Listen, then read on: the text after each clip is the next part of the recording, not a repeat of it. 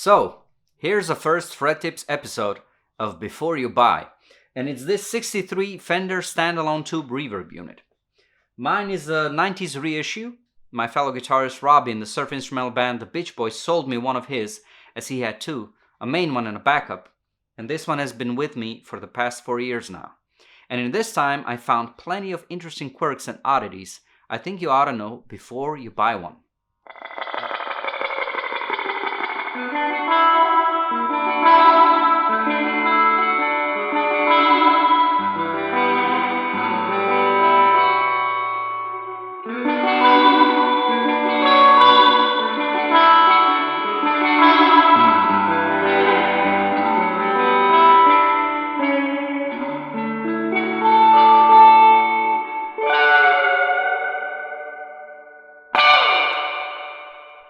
You might have heard this effect on countless surf instrumentals and rockabilly tunes, and there's a reason nothing else comes close.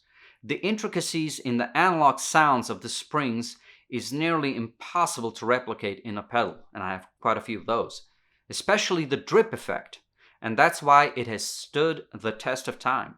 Unlike the regular spring reverbs on your amps, which usually include controls for mix and decay, or perhaps just a mix with the dwell fixed, this one has an additional tone control, which will not only impact the reverberated sound, but will also act as an EQ or a high pass once you turn it up, cutting some of the bass in your tone.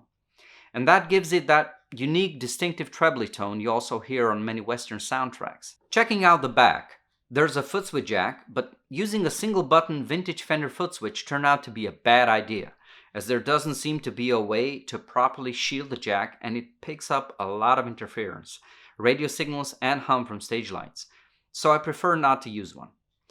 The more important thing on the back is the sturdy reverb lock. I've forgotten to release it quite a few times during concerts, and the reverb still works, but the decay is much faster and there's almost no drip in the tone. You might like the sound of the locked reverb springs, but generally don't forget to release the lock before playing and try to include this action in the warm-up. So, warming up, once you power it up, let the tubes in the signal path warm up for 3 to 5 minutes. This unit is after all tube driven, and it processes the signal a lot like a tube amp. Of course, you can start playing immediately, but you will notice the liveliness of the reverb, the harmonic content, increase as a few minutes pass by.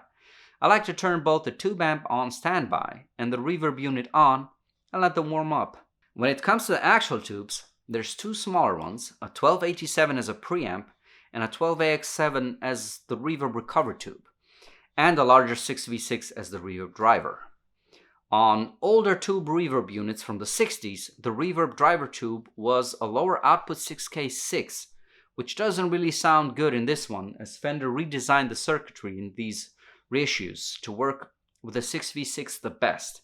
I tried a Marconi new old stock 6K6 and simply did not get as intense an effect as I do with the 6V6.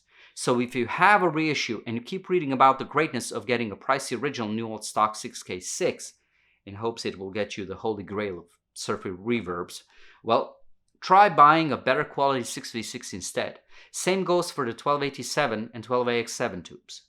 When it comes to power, this unit is super picky. Don't run any fridges or other power-hungry appliances on the same extension, and be sure to keep it away from powerful sources of interference and hum. And finally, sure, lugging around an extra box is obviously a bit of a hassle, but you also need an additional power outlet, an extra guitar cable, and what is most important, a stable, even surface to put it on. If the stage has a bit of give to it as you're jumping on it, the reverb unit will bounce and produce unwanted thundering noises.